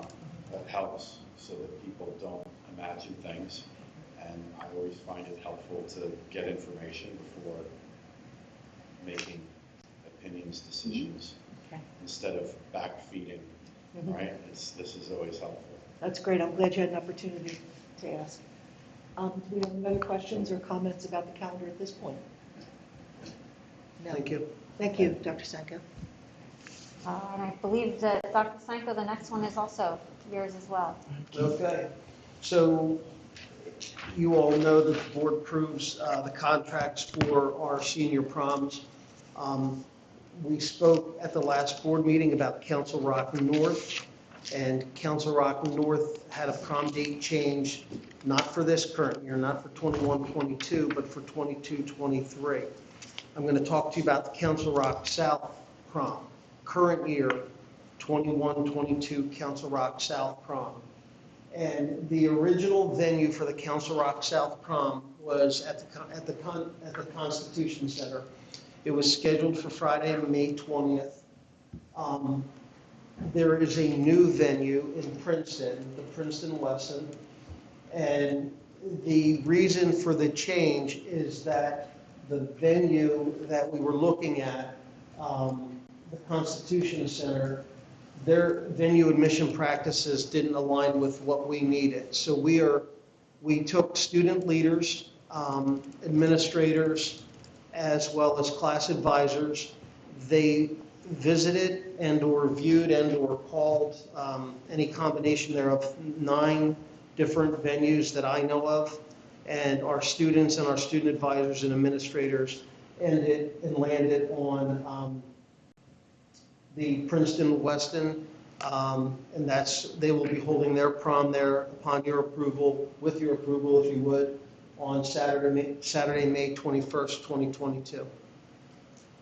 If I may, and it's more a statement, Dr. Sanko, than we don't approve proms. We, as a board, just have to approve the contract because the money cycles through CR fund mechanisms. So the student leaders and class advisors and administrators approved this change, not the board. So this board is going to support whatever the student leaders choose to do with their prom, as long as it fits within our policies and regulations. So, I mean, in my mind, this becomes another consent agenda because we're just approving something that the student leaders have put together. This is not us dictating to the students. This is the students coming to us. That's correct. You're approving the contract. We're asking you to approve the contract, which you will see at the next board meeting. And that's exactly why I laid that parallel out at the front end, saying that's what you really did for Council Rock North for 22-23. Thank you. Mr. Yes. Tate? What's the Sorry. financial penalty, if any? So we have been very fortunate with the Constitution Center. We have a long-standing relationship with them and Council Rock South. They are going to reimburse us in full, the Constitution Center. And I believe also the DJ or whatever monies we have put out, we will get back. So it was the venue and the DJ, I believe. And then that deposit will be used to put the deposit at the Princeton Weston. Thank you, Dr. Stanko. That's great. And Mr. Hickey and then Mr. Yeah, Rosenberg. I can appreciate all the work that was done with this, trying to change the senior prom, and I mean, and how important it is for these kids. A lot of the feedback that I was getting from people was, please don't have it at South. Please let these kids have it a day. And the only other question I have, and I'm sure that the due diligence was done, and like as Mr. Thorowitz said, it doesn't affect the board personally because we're just voting on the contract. I know people had concerns that it was switched from a Friday to a Saturday, but I'm assuming that at this late of a date, even though it's in May, that all this due diligence was done with the student leaders and the advisors and everybody else, and I appreciate the fact that these kids are going to be able to have one of their highlights of their senior year come about, even though it's not going to be at the place that they were expecting, but I understand why it can't be at the Constitution Center. That's, So there was really a hierarchy of non-negotiables, and one was they had to fit the number of kids who were going to go. And the list of 9 places that we looked at, 1, 2, 3, 4, 5, 6, 7, at least 7 of the 9 other venues we looked at didn't fit. Our kids liked this place, our advisor liked it. The other thing that was a pretty big variable and a consideration is that students told us that families had put deposits on shore houses and vacation places for kids to go after the prom. And so we worked really hard to get the same weekend, though we couldn't get the same date. We worked really hard to get the same weekend. And I would credit the student leaders and the class advisors at South for being able to do that. And thank the folks in Princeton for their help. Great. Thank you. And Mr. Roosevelt? My question was also regarding finance. According to the contract that we were sent, it looked like the largest burden was with respect to food and beverage and with respect to the time of announcement.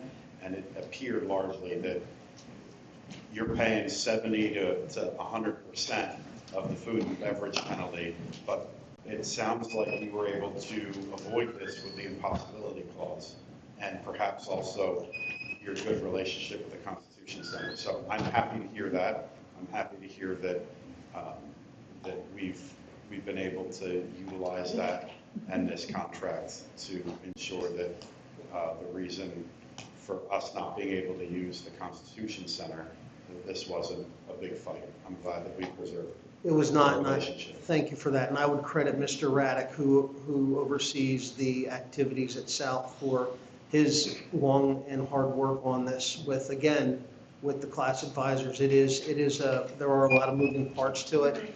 And, you know, we did have some stopgap stuff that we had to do to make this happen. But in the end, we have a really good place for our kids to go and enjoy their prom. Great. If I may just one. Finances, we keep talking about financial. We aren't paying that either. That's student funding, student paid. It is not district funds. I'm glad that the students aren't taking a bath on this, but for the public watching, they aren't Council Rock funds either. They are not, they typically are, well, they're always student funds, but typically they are student-generated funds through fundraising things at school. Now, COVID and shutting down schools and shutting down activities for a while put a little bit of a damper on that, but we are still in good enough financial shape.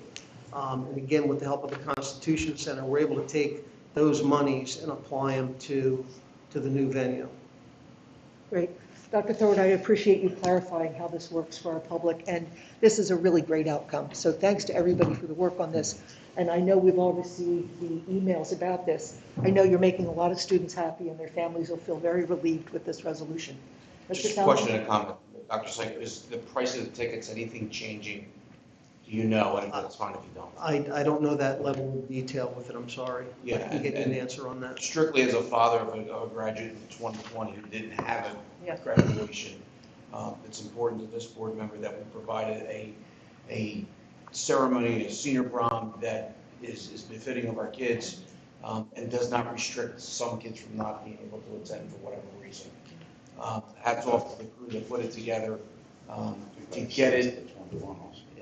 To get it as close as you can to the original date is almost unheard of. In January, we're having this conversation, but you know, once again, you know, when it gets down to crunch time, we were able to deliver for the kids. So that's really important to me. So thank you to your team.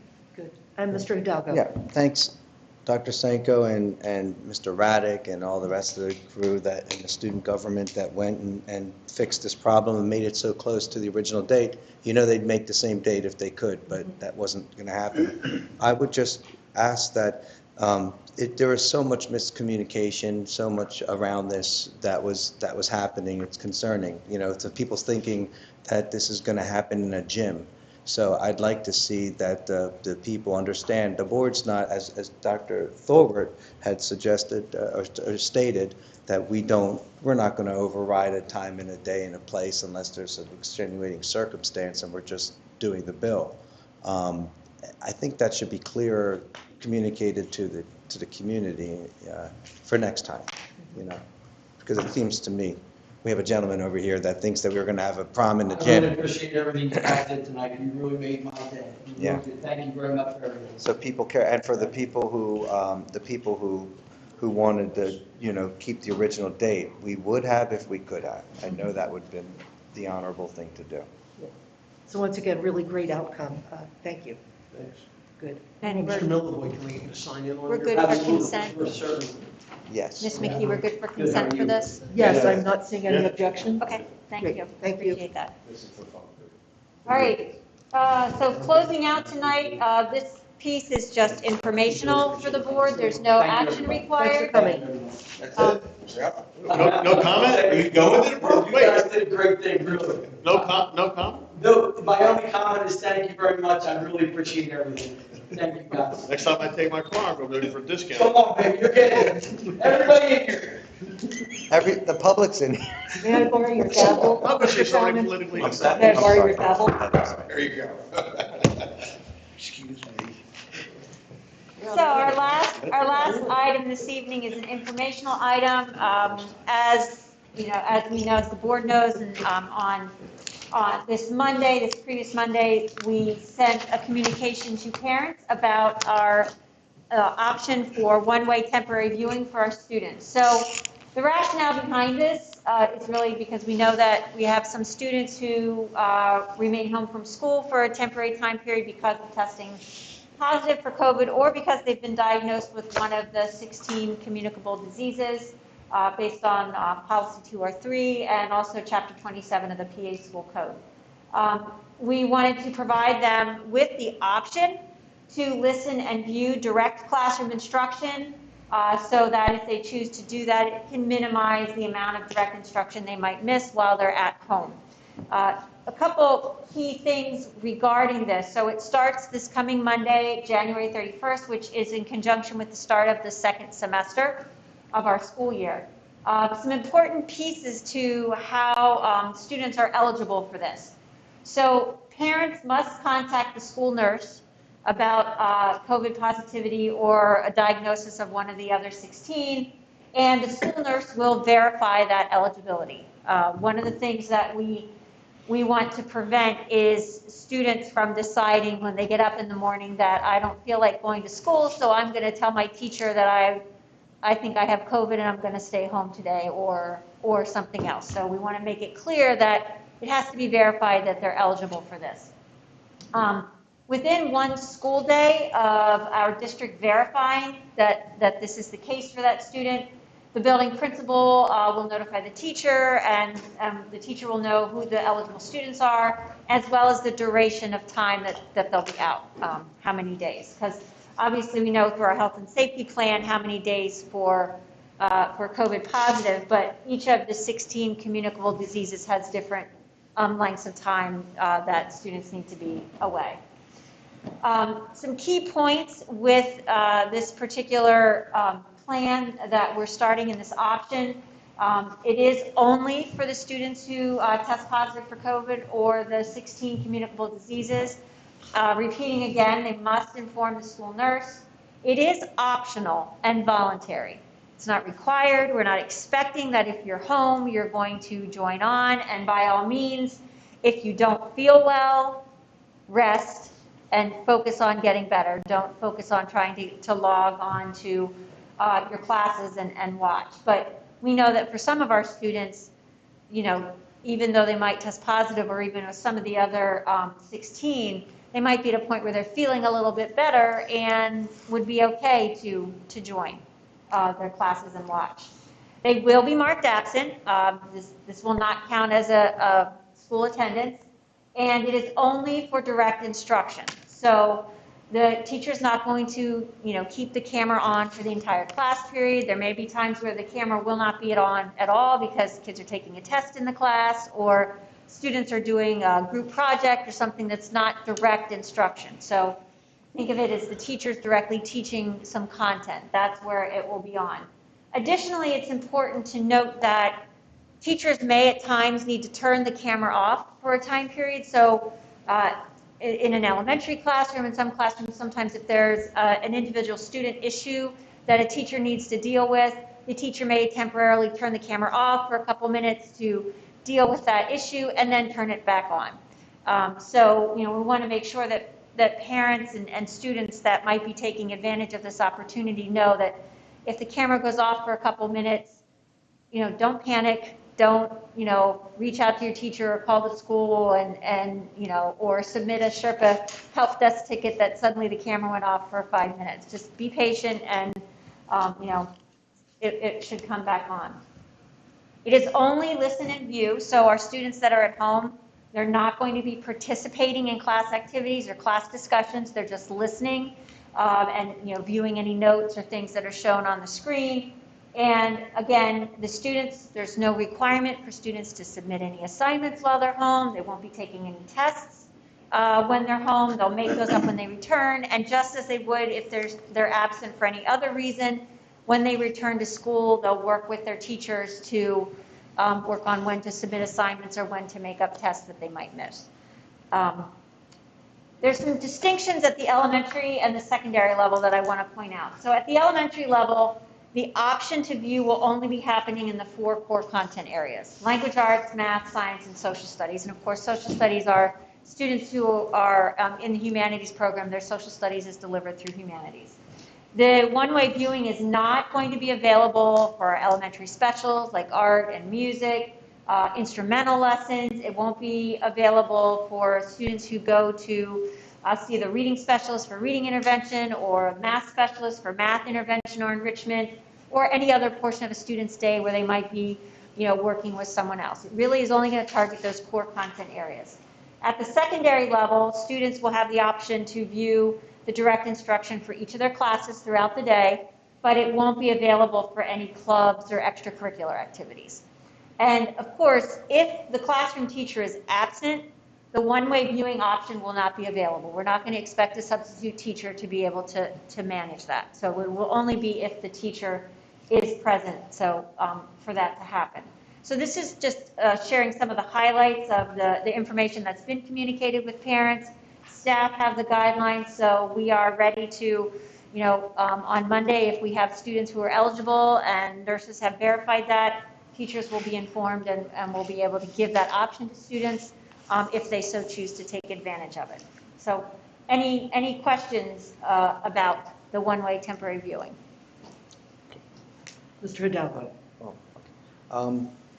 I look at this as a good start. I'm advocate for this for a long time, and I would like to see this opened up to more absentees in the future if possible, if I can get the board to wrap their heads around it when we figure out how the protocol will benefit the students at home. And I think that's all I really want to say is I would like to see this opened up to more than just, COVID patients and the people listed on that communicable disease list. Maybe if we're even expand, but again, it's a good start. I 100% support it.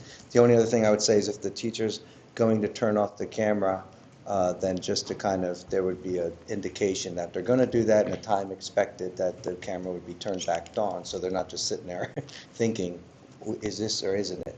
But that's it. Thank you. Any other comments, questions about this? Mr. Salvin? Yeah, Dr. Elliott, thank you for doing this. I know it's been a number of emails from our community asking for this component. I'd like to be updated on this as regularly as possible. It could be just an update during the education committee, how's it going? Any short-term issues, long-term issues, complaints, criticisms, the whole 9 yards. I disagree with Mr. Hidalgo. I don't want this to last forever. I want this targeted, and we learn to mitigate ourselves through the rest of this COVID world that we live in. Because I can't imagine it being easy on anybody, whether it's a sick kid or a teacher in the classroom. So I'd like to be updated. You put the dates on it, to give us updates, and it could be internal. And I'll just leave it simple like that. But thank you for you and the team for getting this out for the kids in need. Thank you. You're welcome. And to clarify too, in the communication that went to families as well as with the staff, there is an end date for this. This is through the end of the school year, and That's even better. And then obviously, take a couple months or weeks or whatever we see fit. We'll have some days off in the future. Yeah, absolutely. Very good.